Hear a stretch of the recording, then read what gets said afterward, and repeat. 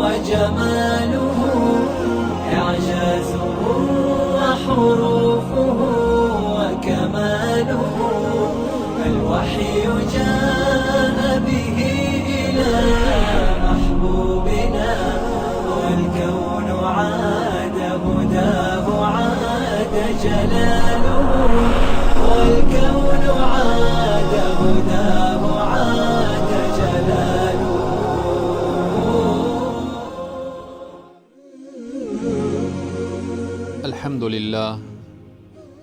الحمد لله رب العالمين حمدا كثيرا طيبا مباركا فيه، والصلاة والسلام على رسوله محمد وعلى آله وأصحابه ومن تبعهم بإحسان إلى يوم الدين. قال الله تبارك وتعالى في القرآن العظيم: فأعوذ بالله من الشيطان الرجيم وليس الذكر كالأنثى. صدق الله العظیم. خدمت همه عزیزان و بزرگواران، السلام علیکم و رحمت الله تعالی و برکاته. با برنامه دیگر از برنامه‌های پیام‌های قرآنی همه شما عزیزان را خوش آمدید میگویم.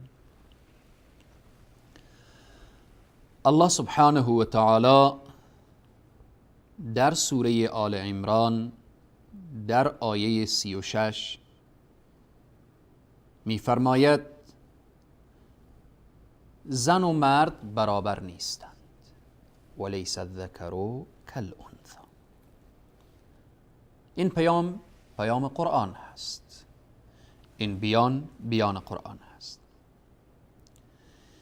وقتی که ما میگوییم زن و مرد برابر نیستند و مساوی نیستند، خیلی جالبه که خیلی از خواهرها حساس میشن. چرا زن و مرد مساوی نباشن؟ چرا زن و مرد برابر نباشن؟ وقتی قرآن میگه زن و مرد برابر نیستند، این دلالت بر تحقیر بودن زنها را نشان نمیدهد که ما بگیم زن حقیره، زن ذلیله در این راستا. خیر، چنین نیست. الله سبحانه و تعالی این آیه مبارکه که میگه ولیس الذکر کالانثی، داستان زن عمران وقتی که نذر میکنه که پروردگارا، من نذر کردم که این طفلی که در بطن من هست من او را خادم معبد و یا کلیسا قرار بدم. وقتی این طفل به دنیا می آید که دختر هست و او طفل حضرت مریم علیه السلام می باشه. وقتی که این طفل به دنیا آمد، مادر مریم فکر کرد که این دختر هست و دختر هم در معبد و در کلیسا خدمت کرده نمیتواند. الله سبحانه و تعالی اشاره کرد که چنین نیست، زن و مرد برابر نیستند. اگر فکر کنید که این دختر هست، بفهم و بدان و متوجه باش که خیلی از مردها به فضائل و جایگاه این زن نمیرسند. یعنی مقام این خیلی بلندتر از خیلی مرد هاست. ولیس الذکر کالانثی. چرا ما امروز درست و صحیح به قرآن و پیام‌های قرآن توجه نمی کنیم؟ امروز دنیای غرب شعارش این شده که باید حقوق زن و مرد مساوی باشن، چون زن و مرد مساوی هستند و هیچ فرقی بین زن و مرد نیست. الله سبحانه و تعالی که خالق من و شماست، زن را هم خلق کرده الله، مرد را هم خلق کرده الله. الله میگه زن و مرد برابر نیستن، اما امروز دنیای غرب میگه نه، برابر هستن. ولی تو مسلمان، تو خواهر مسلمان، تو خواهری که و تو زنی که پیرو قرآن هستی، بفهم و بدان که قرآن چی میگه. قرآن میگه فرق هست بین زن و مرد، اما دنیای غرب میگه نه، فرق نیست، مساوات هست، برابری است.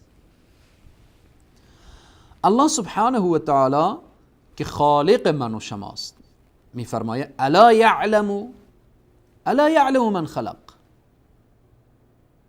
آیا نمیدونید چی کسی شما رو خلق کرده؟ و هو اللطیف الخبیر، ذاتی که لطیف هست، خبیر هست. او ذات گفته ولیس الذکر کالانثی. شما ببینید حتی بین مردها متفاوت. الله سبحانه و تعالی بیان میکنه لا یستوی منکم من انفق من قبل الفتح و قاتل. آنهایی که قبل از فتح مکه انفاق کردن و جهاد کردن و مبارزه کردن، تا اونهایی که بعد از فتح مکه انفاق کردن و جهاد کردن، اینا برابر نیستن از لحاظ اجر و پاداش و فضائل. قرآن اشاره میکنه لا یستوی القاعدون من المؤمنین غیر اولی الضرر. حتی بین مردها، مردی که از مؤمنین در جای خود نشسته به جهاد نرفته، مردی که جهاد میکنه، اینا برابر نیستن. از لحاظ حقوق اینها برابر نیستن، از لحاظ اجر اینها برابر نیستن، از لحاظ پاداش اینها برابر نیستن. الله سبحانه و تعالی میفرماید هل یستوی الاعمی والبصیر. آیا برابرن، یکسانن، شخصی که بیناست و شخصی که نابیناست؟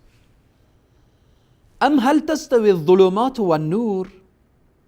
آیا برابر هست تاریکی و روشنایی؟ آیه دیگه میفرماید هل یستوی الذین یعلمون والذین لا یعلمون. آیا برابرن آنهایی که میدانن و آنهایی که نمیدانن؟ پس اینه که ما باید بیشتر و بیشترتر با قرآن آشنا بشیم. وقتی قرآن میگه ولیس الذکر کالانثی، زن و مرد برابر نیستن، چرا فوراً خواهرها این را برای خود شکل تحقیر میدانن؟ الله سبحانه و تعالی در قرآن با صراحت کامل میگه هل یستوی الذین یعلمون والذین لا یعلمون. آیا برابرن آنهایی که میدانن و آنهایی که نمیدانن؟ نه، برابر نیستن. یک زن فهمیده، عاقل و یک زن دانشمند با سواد، وقتی یک مردیه که سواد نداره، جاهل هست، آیا اینا برابرن؟ خیر، هرگز برابر نیان. مقام او زن خیلی بالاتره، منزلتش خیلی بالاتره. چون قرآن میگه هل یستوی الذین یعلمون والذین، آیا اونایی که میدانن و اونایی که نمیدانن برابر؟ نه، برابر نیستن. زن فهمیده و با دانش و با علم و با اینها خیلی بالاتره از مرد بی سواد و بالاخره که دانش نداره. مثلا یک زن با ایمان که ایمان داره، یک مرد ایمان نداره، آیا اینا برابرن؟ خیر، برابر نیستن. یک زن عابده و فاضله، دانشمند، با ایمان و با اخلاص نسبت به یک مرد فاسق و فاجر، اینا برابرن؟ خیر، هرگز برابر نیستن. به اینه که الله سبحانه و تعالی میگه اینها برابر نیستن، یعنی متفاوتن، تفاوت دارن. تفاوت بین زن و مرد خیلی زیاده. از لحاظ جسمی الله سبحانه و تعالی زن به شکل ساخته، به جسم ساخته، مرد به جسم ساخته، ترتیب اونها. پس اینکه دنیای غرب مسئله مساوات را مطرح میکنن، مطرح کردن بحث مساوات بین زن و مرد، این بحث عاقلانه نیست. حتی اونهایی که این بحث را مطرح میکنن در حکومت اونها، آیا بین زن و مرد مساوات، حکومت مساوی تقسیم هست؟ آیا ارتش اونها مساوی زن و مرد هست؟ آیا حتی از لحاظ حقوق در ادارات دولتی اونها حقوق زن و مرد مساوی هست؟ آیا معاشی که حتی میگیرن بین زن و مرد مساوی هست؟ کابینه حکومت اونها که تشکیل شده آیا اینها مساوی هست؟ همه اینها. پس الله سبحانه و تعالی وقتی میگه ولیس الذکر کالانثی، زن و مرد برابر نیستن، از لحاظ جسمی برابر نیستن، حتی خیلی وقت از لحاظ فکری برابر نیستن، از لحاظ سلیقگی برابر نیستن، طبیعت ها متفاوت هست. این تفاوت که الله سبحانه و تعالی قرار داده، این دلالت بر ذلت و خواری و دلالت بر حقارت و تحقیر و اینها نیست. پس بناهن باید که متوجه باشیم که پیام الهی است ولیس الذکر کالانثی. رسول معظم اسلام صلی الله علیه و سلم می فرمایند حتی لعنت گفتن بر مردی که خود را تشبیه به زن میکنه و بر زنی که خود را تشبیه به مرد میکنه، به خاطر اینکه اینها برابر نیستن. مرد از خود راه رفتن داره، مرد از خود سخن گفتن داره، مرد از خود تکلمی داره، مرد از خود هیکل و قیافه داره. زن از خود تکلمی داره، زن از خود راه رفتن خاصی داره، زن از خود بالآخره تکلم خاصی داره. پس به اینه که رسول صلی الله علیه و سلم میفرمایند خدا لعنت کرده و یا به عبارت دیگر ملعون، لعنت شده هست مردی که خود را میآید تشبیه به زن میکنه، قیافه خود را مثل زن میسازه، صدای خود را مثل زن میسازه، هیکل و بدن خود را مثل زن میسازه، و یا زنی که عکس بیای خود را، قیافه خود را، هیکل خود را، رخت و لباس خود را و در این راستا خود را تشبیه به زن کنه. چون الله میفرمایه ولیس الذکر کالانثی، زن و مرد با هم برابر نیستن، یعنی متفاوت هستن. پس به هر حال الله سبحانه و تعالی در این آیه مبارکه وقتی بیان میکنه قضیه این که اینها از هم متفاوتن، این پیام قرآن هست. این پیام باید در زندگی خود زن و مرد داشته باشن.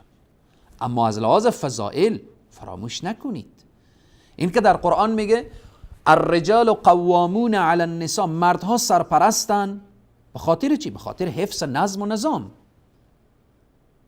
در یک کشور یک مرد رئیس جمهور میشه، دیگه باید کل مردها رئیس جمهور باشن؟ خب یک مرد رئیس جمهور شده به خاطر نظم و نظام. این دلالت بر چی میکنه؟ وقتی کسی رئیس جمهور شد، رعیت از او، یعنی نسبت به او چی فضایل؟ هر دو انسان هستن.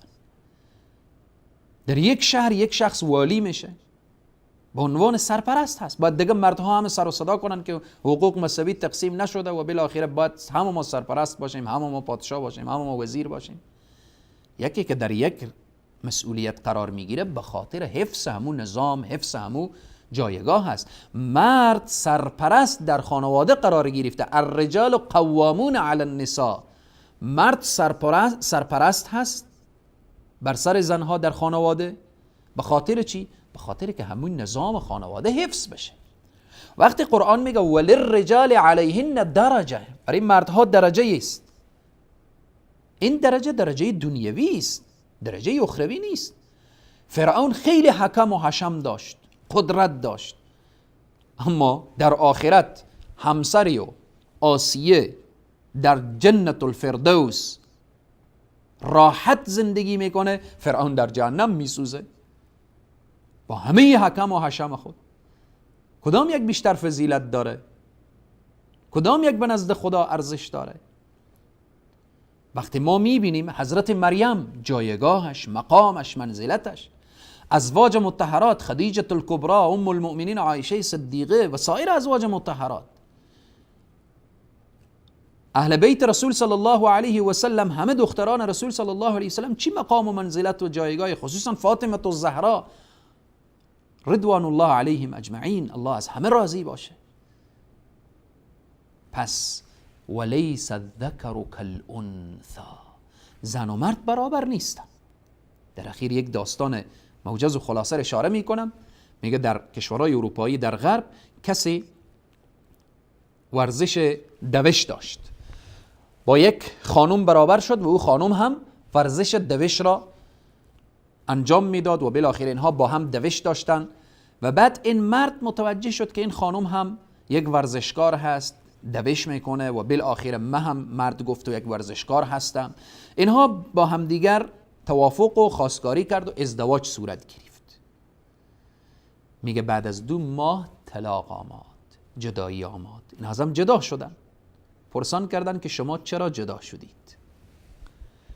این شخص ورزشکار گفت که من 2 ماه با این هر قدر تلاش کردم که ما با هم دیگر بتانیم زندگی کنیم، نتوانستیم.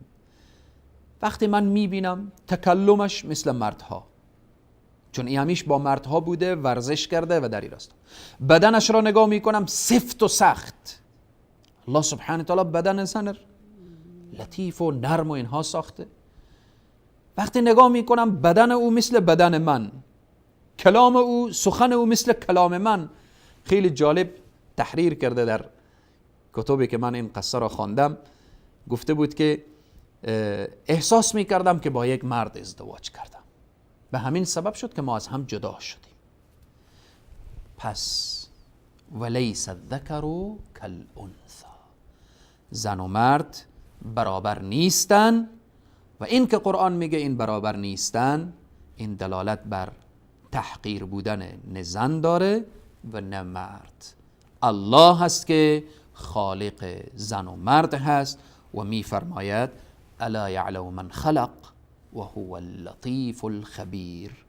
الله سبحانه و تعالی بر همه ما توفیق بده تا اینکه مردها با خوی و طبیعت مردانگی خود برای همیش باشن و زنها با اون خوی و طبیعت زنانگی که الله بر اونها داده و اون زیبایی که الله بر اونها داده با همان افتخار بکنن.